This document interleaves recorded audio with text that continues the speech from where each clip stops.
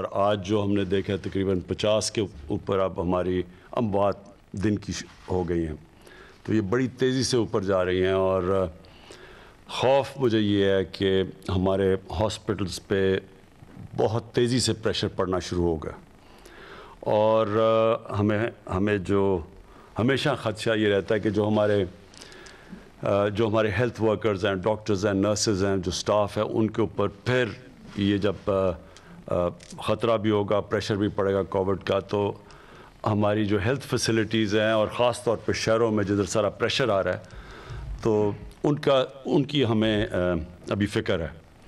تو میں آج جو پیغام دینا چاہتا تھا اپنی قوم کو وہ یہ کہ ہم بڑی مشکلوں سے ایک ایسے معاشی حالات سے نکلے ہیں جو کہ آج باقی دنیا کے لوگ اتنے خوش قسمت نہیں ہیں۔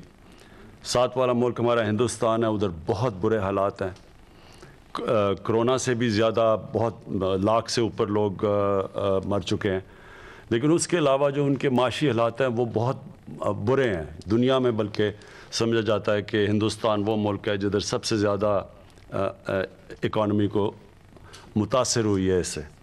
تو ہمیں اللہ نے بڑا اچھا بھی نکال دیا، ہماری اگر ہم موازنہ کریں باقی ملکوں سے تو ہماری اموات بھی نیچے ہیں، اور ہماری جو اکانومی وہ سارے بر صغیر میں سب سے تیزی سے ریکور کی ہے۔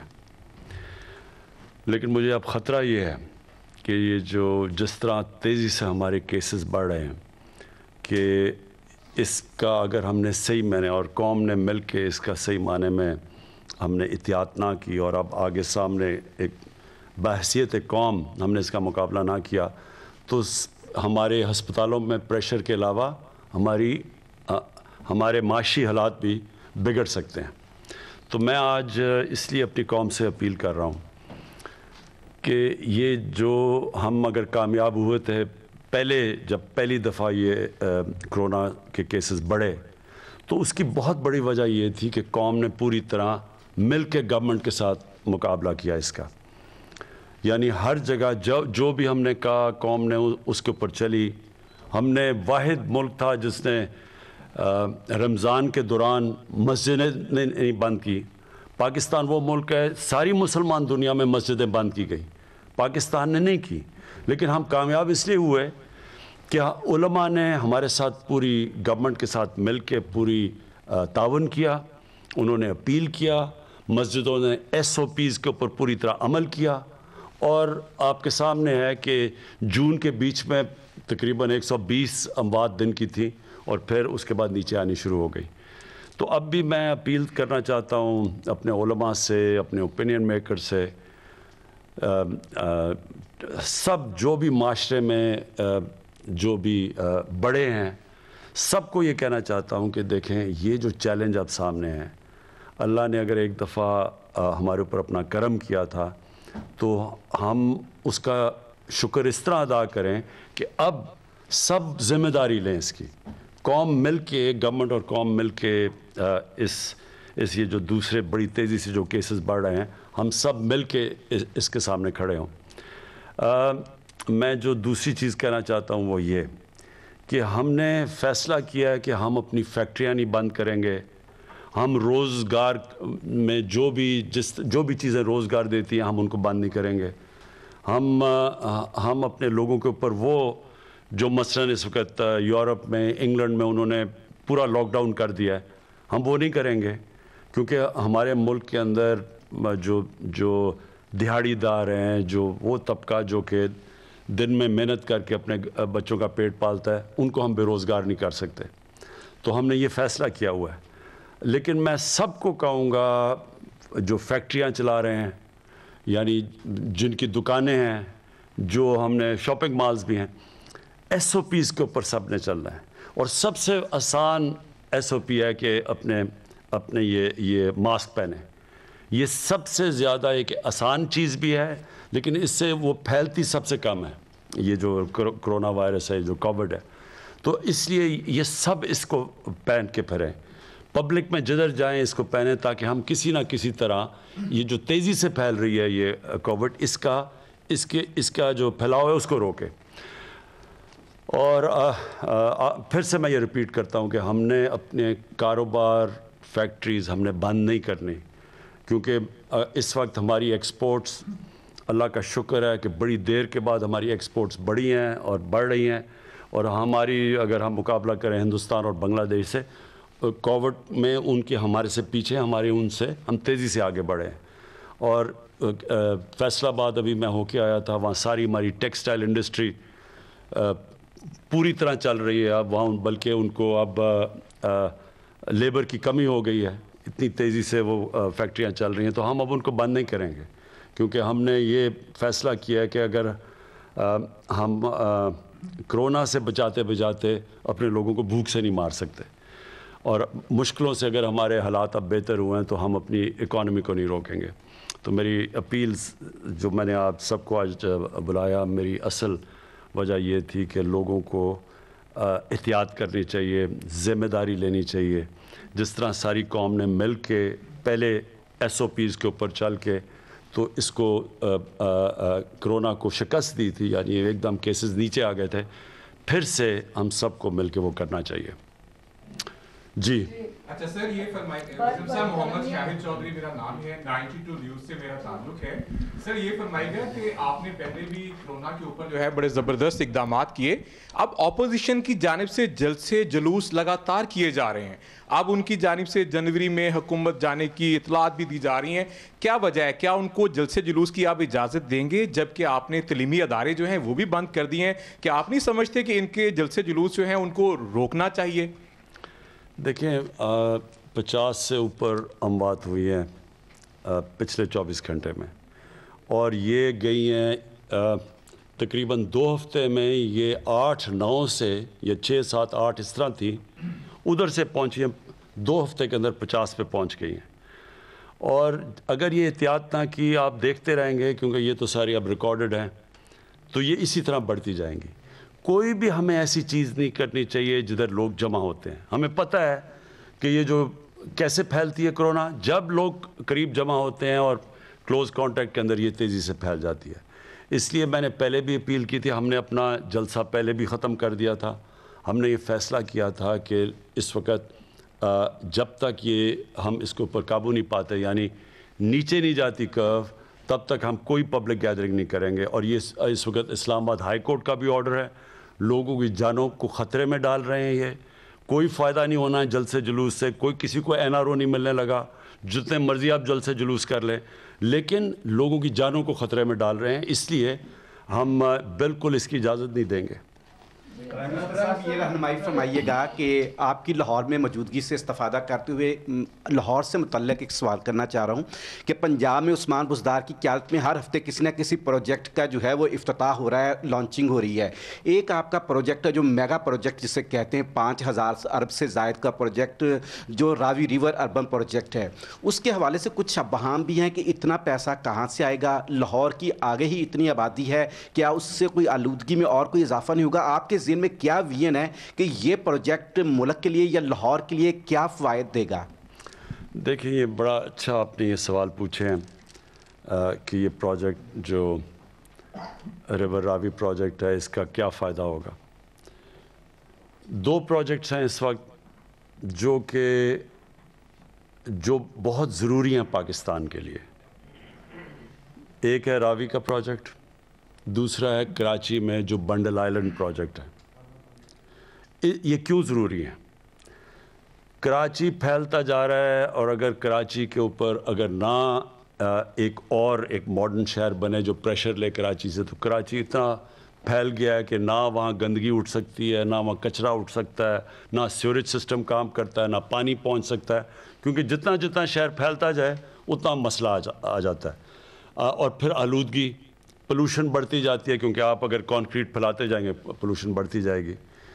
لاہور کا کیا ہے کہ لاہور میں سب سے بڑا مسئلہ آ گیا کہ پانی لاہور کا بالکل نیچے چلا گیا، اور جس ریٹ پہ لاہور پھیلا ہے، لاہور ہم پچھلے 20 سال میں 1.5 گنا زیادہ بڑھ گیا ہے، جو لاہور 20 سال پہلے تھا اور آج. اور پچھلے 20 سال میں لاہور کے جو درخت ہیں وہ 70% کم ہو گئے ہیں، جو گرین کور ہے وہ کم ہو گئے، جس کی وجہ سے آلودگی بڑھ گئی ہے. اور یہ بہت بڑا ایشو بن گیا لاہور میں. ایک پانی کا مسئلہ آ گیا, ایک یہ پولوشن بڑھ گئی, اور تیسری چیز لاہور پھیلتا جا رہا ہے اور پھیلتا جا رہا ہے. اگر یہ جو راوی پروجیکٹ جدھر بن رہا ہے, اگر لاہور میں اگر یہ ایک نیا شہر جو یہ بن رہا ہے راوی پروجیکٹ, اگر یہ نہیں بنتا, ویسے ہی 5-6 سالوں میں لاہور نے وہاں پہنچ جانا ہے. اور ہوگا کیا کہ ان پلانڈ ڈیولپمنٹ ہے یہ ساری. ان پلانڈ ڈیولپمنٹ کا مطلب کہ نہ کوئی دیکھتا ہے کہ سیوریج ہے, نہ گندگی کدھر جائے گی, کچھ نہیں دیکھتا. وہ ساری جا رہی ہے راوی میں, جو کہ ایک سیوریج, صرف سردیوں میں صرف سیوریج ہی ہے راوی کے اندر, پانی ختم ہو گیا. تو مقصد اس کا راوی پروجیکٹ کا لاہور کو بچانا ہے. جو بنڈل آئلینڈ کا پروجیکٹ ہے وہ کراچی کو بچانا ہے سب سے پہلے تو, کیونکہ یہ اوپر جائیں گے. یہ جو دو ہیں یہ بجائے اس طرح پھیلیں گے, یہ اوپر جائیں گے تاکہ, اور اگر یہ پھیلتے جائیں گے تو جو فوڈ سیکیورٹی ہے پاکستان کی, مثلا آپ کی جو زراعت ہے, جو ایگریکلچر ہے, اس کے لیے زمین کم ہوتی جا رہی ہے. اس لیے ساری دنیا میں نیو یارک میں کیوں شہر اوپر جاتے ہیں, کیونکہ وہ بچاتے ہیں اپنے گرین ایریاز کو. تو یہ جو راوی کا پروجیکٹ ہے, پہلے تو یہ پانی بچائے گا. اس سے راوی کے اوپر میں نے اس لیے عمران منیر کو خاص طور پہ یہاں بٹھایا ہے کہ یہ آپ کو مختصر بتا دیں گے کہ اس کے کیسے وہ لاہور کی واٹر ٹیبل اوپر آئے گی, کیسے ٹریٹمنٹ پلانٹ لگائے جائیں گے سیوریج کے, تاکہ صاف پانی جائے راوی کے اندر, تاکہ راوی ریور, جو راوی بالکل ہی نالا بن گیا سردیوں میں, اس کو کیسے ریوائیو کرنا ہے. راوی بھی بچے گا, گراؤنڈ واٹر بھی کیسے لاہور کا اوپر جانا ہے. پھر 60 لاکھ درخت اگائے جائیں گے وہاں تاکہ وہ ہوا کو صاف کرے. ایک ماڈرن سٹی بنے گی جو کہتے, جو سارا جو گرین سٹی کہتے ہیں, دونوں کراچی, وہ بنڈل آئلینڈ کا بھی وہ, اور میں بنڈل آئلینڈ جو آئلینڈ کا جو ہے جو کراچی کا جو آئلینڈ ہے اس کا بھی آپ کو بتا دوں. وہ جو ہے وہ اس کی سب سے بڑی چیز یہ ہوگی کہ جو وہاں مینگروو, وہ جو درخت اگے ہوئے ہیں, ان کو بچائیں گے. پھر وہ جو مچھلی پکڑنے والے ہیں, ان کے لیے جو مچھیرے ہیں, ان کے لیے پوری طرح ہم تیاری کر رہے ہیں, کیونکہ وہ اس وقت جو وہاں پانی جا رہا ہے وہ صرف سیوریج جا رہا ہے سارے کراچی کا. پھر اس کو treatments plant, water treatment plants بنیں گے. تو وہ بھی جو بنڈل آئلینڈ بھی جو ہے, اس کے پیچھے پورا ایک پلان بنا ہوا ہے کراچی کو بچانے کا, وہ مینگرووز کو بچانے کا. وہ جو بیچارے مچھیرے ہیں جن کو بھی اندر جانا پڑتا ہے مچھلی پکڑنے لے, کیونکہ سارا سیوریج جا رہا ہے باہر, اس سیوریج کو ٹریٹ کرنے کا. صرف مقصد ان کا کراچی کی مدد کرنا. اور پھر راوی پروجیکٹ اور بنڈل آئلینڈ سے فارن ایکسچینج آئے گا پاکستان میں. ہمیں سب سے بڑا مسئلہ بنا ہوا ہے کہ ہمارے ملک میں جو اب تک مسئلہ آتا ہے کہ ڈالرز ملک میں کم آ رہے ہیں, ملک سے باہر زیادہ جا رہے ہیں.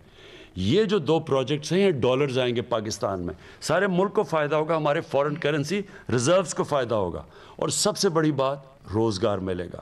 اس وقت ہمارا نوجوان آبادی ہے, بے تحاشا روزگار ملے گا راوی پروجیکٹ سے اور بنڈل آئلینڈ سے. مختصراً آپ پلیز اگر عمران آپ بتا دیں لوگوں کو کہ یہ جو راوی پروجیکٹ ہے, اس کے ذرا 1 2 3 یعنی 4-5 پوائنٹس بتا دیں لوگوں کو. بسم اللہ الرحمن الرحیم. جیسے کہ ابھی پرائم منسٹر صاحب نے بتایا, اس کا سب سے بڑا امپیکٹ پانی سے ریلیٹڈ ہے. اس میں ہم لوگ 28 سے 30 فٹ اونچی سائڈوں پہ دیواریں بنا کے 3 براجز کریٹ کر رہے ہیں, جس کے اندر پانی کو سٹور کیا جائے گا. آج آپ کا پانی سارا بہہ کے ضائع ہو جاتا ہے, لاہور کے کوئی فائدے میں نہیں آتا.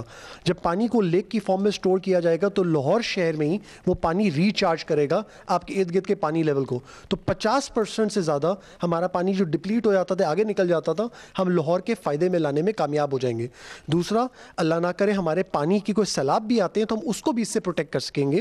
اور جو وہاں پہ بیٹھی ہوئی آج انلیگل آبادیاں بن گئی ہیں, ان کو بچانے کا بھی یہ طریقہ ہے تاکہ سیلاب آ جائے تو ان کی بھی جان بچ جائے, کیونکہ حکومت کی ایکچولی ذمہ داری ہے ان کی حفاظت.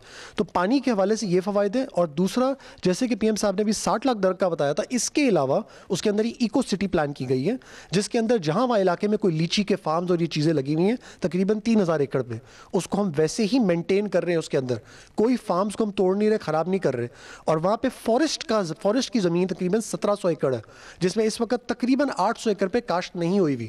ہم اس کی بھی کاشت ایڈ کریں گے. تو اگر آپ یہ سب کچھ ایڈ کر لیں تو وہاں 60 لاکھ نہیں, شاید یہ درخت 72 سے 75 لاکھ تک پہنچ جائے. تو it's totally eco friendly, environment کے فائدے کے لیے ہے, اور پانی کے مسئلے حل ہوتے ہیں. اور سب سے بڑی بات, لاہور شہر کا پانی ट्रीट होके उसको कहीं फेंकने का या डिस्पेल करने का हमारे पास आज तरीका नहीं है। हमने फेंकना दरिया रावी में, पानी बह जाएगा, एंड में जाके कहीं समुद्र में गिर जाएगा, ज़ाया हो जाएगा। यहाँ पे 7 वाटर ट्रीटमेंट प्लांट लगाए जा रहे हैं जो लाहौर शहर का पानी भी ट्रीट करेगा और वो जो रावी के इर्द गिर्द अगर वादियाँ बनती है उनका भी पानी ट्रीट करेगा। तो उस पानी के ज़ख़ीरे को बचाने से हम अपने फ्यूचर के पानी के मसाइल भी हल कर लेंगे। और साथ इसके जब आप ये रिटेलिंग वॉल्स बना लेंगे तो इर्द गिर्द इसकी एक प्लान बना के, मास्टर प्लान के तहत एक अच्छी डेवलपमेंट की जाएगी ताकि लोगों को सीवरेज, इलेक्ट्रिसिटी, गैस और जो नेचुरल फैसिलिटीज़ देनी होती हैं वो दी जा सकें। क्योंकि अभी अगर वहाँ जो इलीगल डेवलपमेंट है उसमें ना सीवरेज का कोई तरीका अवेलेबल है, ना बिजली का पता है, ना गैस का पता है, और इसकी वजह से सारी प्लानिंग का फुकदान है। इससे ये मसले भी हल हो जाएंगे। जी, थैंक यू। मेरा नाम वासिफ महमूद है, GNN TV से मेरा ताल्लुक़ है। मेरा सवाल सफारती मामला से है। जिस तरह से हुकूमत ने शुरू में पाकिस्तान को मुआशी बहरान से निकालने के लिए जो दोस्त ममालिक है उनसे कॉन्टैक्ट किया, बड़ा फ़ायदा हुआ, और इंडिया का जो प्रोपेगेंडा था उसको बड़ा अच्छे तरीके से काउंटर किया। लेकिन अभी एक नया मामला जो मशरक़ वस्ती में शुरू हुआ है इसराइल को तस्लीम करने के मामले में, तो हुकूमत की क्या पॉलिसी है? किस तरह से पाकिस्तान को जो आइसोलेशन अगर जाता है उससे किस तरह से उसको बचाया जाएगा? देखिए, सबसे पहले तो अगर जो सबसे बड़ी, अगर मैं कहूँ कि एक सबसे बड़ी जो कामयाबी हमारी हुकूमत की है वो पाकिस्तान की फ़ॉरेन पॉलिसी है। कभी भी आप अगर देख लें दुनिया में एक इतनी मुल्क की एक्सेप्टेबिलिटी नहीं जितनी आज पाकिस्तान की है। अब तक ये होता रहा था कि हिंदुस्तान एक बड़ा अच्छा मुल्क था और पाकिस्तान सिर्फ दहशतगर्दों का था। आज आप देख लें इंटरनेशनल प्रेस सिर्फ़ और सिर्फ हमारी हुकूमत की इंटरनेशनल लॉबिंग की वजह से आज दुनिया में जिधर जिधर हमने जाके अपनी फ़ॉरेन पॉलिसी और एक्सपोज़ किया है कि जो हिंदुस्तान कर रहा है इस वक्त कश्मीर में और हिंदुस्तान में, कभी भी ये कामयाबी पाकिस्तान को नहीं थी। और अगर आप किसी भी जो जानता है फ़ॉरेन पॉलिसी, जो हमारे फॉर्मर डिप्लोमेट्स हैं, जो पुराने डिप्लोमेट्स, किसी से पूछ लें कि जिधर आज पाकिस्तान खड़ा है कभी पिछले 50 साल में बता दें कि पाकिस्तान की ये स्टैंडिंग थी। नंबर 2, ये जो अफ़गानिस्तान के साथ इस वक्त पाकिस्तान का जो रोल है, आप इससे पहले देख लें कि अफ़गानिस्तान पाकिस्तान को समझता था कि हम उनके मुखालिफ हैं, हिंदुस्तान के वो ज़्यादा करीब था। अमेरिका हमें कहता था कि हम दोगली गेम खेल रहे हैं, डू मोर करो। आज अमेरिका अप्रिशिएट कर रहा है पाकिस्तान को। आज अफ़गानिस्तान से हमारे बेहतरीन ताल्लुकात हैं। वजह क्या उसकी कि आज पाकिस्तान को दुनिया ये समझती है वो मुल्क जो कि अमन लेके आ रहा है अफ़गानिस्तान में, जिसने पूरी कोशिश की सबसे पहले कि अमरीकी और तालिबान की बातचीत करवाई और उसके बाद फिर अफ़गान गवर्नमेंट और तालिबान को बिठाया। वहाँ मुश्किलात हैं लेकिन पाकिस्तान का एक पॉजिटिव रोल दुनिया आज एक्नॉलेज कर रही है। आज हमें कोई डू मोर नहीं कह रहा। और ये अगर आप देखें तो मुझे ज़रा देखें पिछले 20 साल में पाकिस्तान को कितनी ज़िल्लत का सामना करना पड़ा है कि डू मोर कहें और फिर हमें बुरा भला भी कहा, जंग किसी और की ज़िम्मेदार हमें ठहराया जा रहा था उनकी कामयाबी ना होने की। और अगर आप हमारा तुर्की से अच्छे ताल्लुकात हैं, हमारे ईरान से अच्छे ताल्लुकात हैं, सऊदी अरेबिया से हैं, UAE से हैं, हमें कोई किसी किस्म का प्रेशर नहीं था कि जी हम कि इसराइल को हम रिकग्नाइज़ करें। पाकिस्तान का तो मौक़िफ़ है, कायद आज़म की 1948 में स्टेटमेंट दी हुई थी कि जब तक कि फ़लस्तीनियों को उनका हक़ नहीं मिलेगा, इंसाफ नहीं मिलेगा, हम उनको तस्लीम नहीं कर सकते, और उसी पे पाकिस्तान खड़ा है। लास्ट क्वेश्चन ये बताइएगा खान साहब कि बारी खान साहब ये बताइएगा कि रिवर रावी अथॉरिटी के हवाले से और नया शहर जो बनाने जा रहे हैं उसके हवाले से मेरा सवाल है। माजी की अगर आप 10-15 साल की गवर्नमेंट्स का जायज़ा लें तो बड़े प्रोजेक्ट अनाउंस हुए और वो प्रोजेक्ट जो है लोगों के ओवरसीज़ के अरबों बिलियंस ऑफ रुपीज़ आए, लेकिन वो सारे जो है कहीं कब्जा हो गया, अदालतों में केसेस। ये शहर जो जितनी आपकी क्रेडिबिलिटी है आप ये बना जाएंगे, लेकिन जो जितना ट्रस्ट है ओवरसीज़ को और पाकिस्तानियों को, आप किस तरह मैनेज करेंगे कि उनका जो सरमाया है वो महफूज रहे, उस पर कोई कब्जा ग्रुप ना आए, जिस तरह पॉलिटिकल कुछ पार्टीज़ भी उनको जो है वो पुष्पनाई उनकी करती थी। कैसे मैनेज करेंगे लोगों की तवक्कुआत? देखिए, मैं बार बार कहता हूँ पाकिस्तानियों को कि हमारा सबसे बड़ा असासा बैरून मुल्क पाकिस्तानी है। उनके अभी तक हमने पाकिस्तान में वो सिस्टम ही नहीं बनाया था कि वो अपना पैसा पाकिस्तान ला सकें। زیادہ سے زیادہ وہ کوئی پلاٹ لیتے تھے اور ان کے اوپر بھی قبضے ہو جاتے تھے.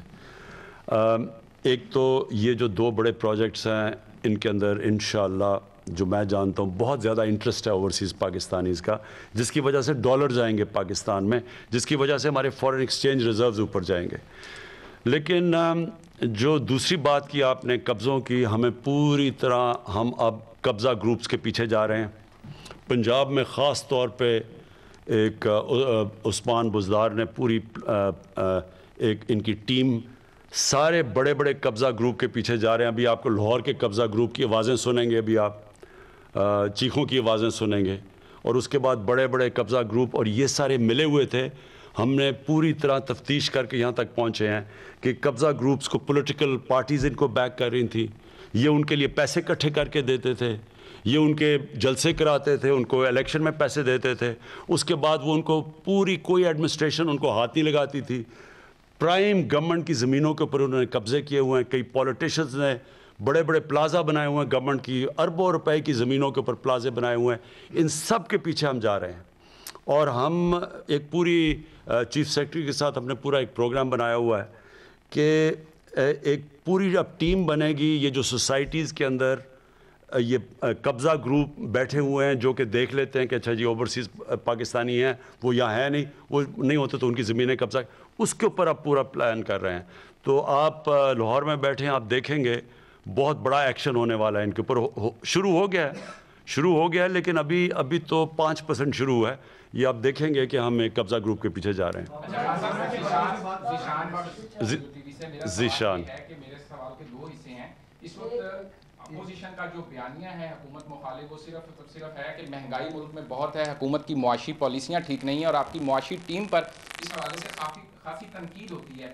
اس وقت جو ڈالر قدرے کم ہو رہا ہے, روپے کی قدر مستحکم ہو رہی ہے, کیا حکومت کی اس کے پیچھے کیا اسٹریٹجی ہے, یا یہ ایک مصنوعی چینج ہے؟ دوسرے نمبر پہ پنجاب کے اندر آٹا اور چینی بظاہر تمام ہم بازاروں میں دیکھتے ہیں موجود ہے, لیکن جس طرح کہا یہ جا رہا ہے کہ آٹا موجود نہیں ہے یا چینی موجود نہیں ہے, اتنا رش وہاں نظر نہیں آ رہا. کیا لوگوں کو اعتماد نہیں ہے, لوگ ان سہولت بازاروں میں جاتے نہیں, یا ایڈمنسٹریشن کی طرف سے کوئی ایشوز ہیں؟ دیکھیں, مہنگائی کا تو میں یہ کہہ دوں کہ ہمیں ایک تو شوگر مافیا, وہ تو اب کمپٹیشن کمیشن نے بتا دیا کہ یہ ملک کے مونوپلیز بناتے ہیں اور پھر یہ ملک کے قیمتیں بڑھا دیتی ہیں چینی کی. تو اس کے اوپر تو آپ دیکھ رہے ہیں کہ چینی کی بھی اب قیمتیں نیچے آنی شروع ہو گئی ہیں, اور اس کے اندر گورنمنٹ نے امپورٹ کی چیز سستی چینی لے کے آئے. اور ہمیں پہلے یہی نہیں پتا تھا کہ شوگر مل ایسوسیشن ہی بتاتی تھی کہ قیمت کیا ہے چینی کی, وہی بیچ رہے ہیں, وہی بتاتے تھے قیمت کیا ہے, اور وہی پھر کہتے تھے کہ جی اتنی چینی ہو گئی ہے. اور کئی تو اب انہوں نے جو چینی ہمیں بتائی وہ زیادہ بتا دی, بعد میں پتہ چلا کہ کم ہے, اور جب کم ہوتی ہے قیمتیں اوپر چلی جاتی ہیں. یہ پورا ایک ہمیں پہلی دفعہ تجربہ ہوا ہے کہ کس طرح ایک مل کے مہنگائی کی جاتی ہے. اور گندم کا مسئلہ ادھر سے شروع ہوا کہ 2 سال غلط ٹائم پہ بارش ہو گئی, کٹائی کے وقت بارش ہوئی, اس سے ہماری گندم کم ہو گئی. جب گندم کم ہوئی تو اس کی قیمت اوپر چلی گئی, اور ہمیں اسیسمنٹس دی گئیں وہ غلط دی گئی فوڈ سیکیورٹی کی طرف سے, اور پھر جو ہم نے امپورٹ کی وہ تھوڑی لیٹ ہو گئی, جس کی وجہ سے قیمت اوپر چلی گئی. لیکن ایک منٹ ٹھہر جائیں. لیکن جو آپ نے بات کی نا, اس کے علاوہ 2 بڑے مسئلے تھے پاکستان کے. ایک فسکل ڈیفیسٹ یعنی آمدنی اور خرچے میں کمی, دوسری کرنٹ اکاؤنٹ ڈیفیسٹ یعنی کہ پاکستان کی تاریخ کا جو ٹریڈ ڈیفیسٹ یعنی امپورٹس اور ایکسپورٹس کے اندر $40 ارب کا خسارہ تھا. ٹریڈ گیپ یعنی کتنی ملک میں ڈالر آ رہے تھے اور کتنے باہر جا رہے تھے, $20 ارب کا خسارہ تھا. یہ تاریخی خسارے تھے پاکستان میں. 2 سال کے بعد آج ہمارا جو کرنٹ اکاؤنٹ ڈیفیسٹ کہتے ہیں, جس کے اوپر ریٹنگ ہوتی ہے ملک کی, یہ 17 سال کے بعد ایک کوارٹر یعنی پورے کوارٹر کے اندر جو ہمارا پہلی 17 سال کے بعد نفع میں گیا یعنی سرپلس میں گیا. دوسرا جو فسکل ڈیفیسٹ ہے آمدنی اور خرچے میں, اگر ہمیں انہوں نے جو لیے ہوئے قرضے ان کی قسطیں نہ دینی پڑیں, یہ بھی بڑی دیر کے بعد پاکستان کا جو فسکل سچویشن ہے وہ سرپلس میں چلی گئی ہے. پرائمری ڈیفیسٹ, پرائمری سرپلس جو کہتے ہیں, وہ پہلی دفعہ پرائمری سرپلس ہوا ہے پاکستان میں بڑی دنوں کے بعد. یعنی اگر ہمیں قرضوں کی قسطیں نہ دینی پڑیں تو ہمارے جو اس وقت آمدنی ہے وہ خرچوں سے زیادہ ہے. پہلی چیز یہ جو ڈالر ہے, ہم کوئی پیسہ نہیں خرچ کر رہے. ڈالر اپنی نیچرل ریٹ کے اوپر, مارکیٹ ریٹ کے اوپر آیا اور تھوڑا بڑھ بھی رہا تھا, اور انشاءاللہ یہ اب ڈالر آپ دیکھیں گے کہ مضبوط بھی ہوگا, کیونکہ جب آپ کا سرپلس کرنٹ اکاؤنٹ سرپلس ہو جاتا ہے تو سیدھا سیدھا آپ کی کرنسی مضبوط ہو جاتی ہے. اور جو سب سے خوشائن چیز ہے کہ ہماری ایکسپورٹس, جو کہ پچھلے 5 سال جو نون لیگ کے 5 سال تھے اس میں کیونکہ ڈالر انہوں نے اوپر بڑا رکھا ہوا تھا, اس سے ایکسپورٹس بلکہ وہیں کی وہیں رک گئی, 0% انکریز تھی. یہ اب بڑی دیر کے بعد پاکستان کی ایکسپورٹس ٹھیک ہو رہی ہیں. تو ہر طرف معاشی طور پہ پاکستان صحیح راستے پہ. یہ نہیں کہ ابھی مسئلے نہیں ہیں, کیونکہ ہمیں سب سے بڑا مسئلہ پڑا ہوا ہے کہ اتنا بڑا قرضے چھوڑ کے گئے ہیں, ان کا سود ہمارے اوپر پڑا ہوا ہے. لیکن جو اس وقت اکانومی ہے, اگر آپ چھوڑیں پاکستانی کیا کہتے ہیں, آپ انٹرنیشنل ایجنسیز دیکھ لیں تو ان سب کے اندر ہماری اکانومی آج پازیٹیو راستے پہ ہے. Thank you. وزیر اعظم عمران خان گفتگو کر رہے تھے.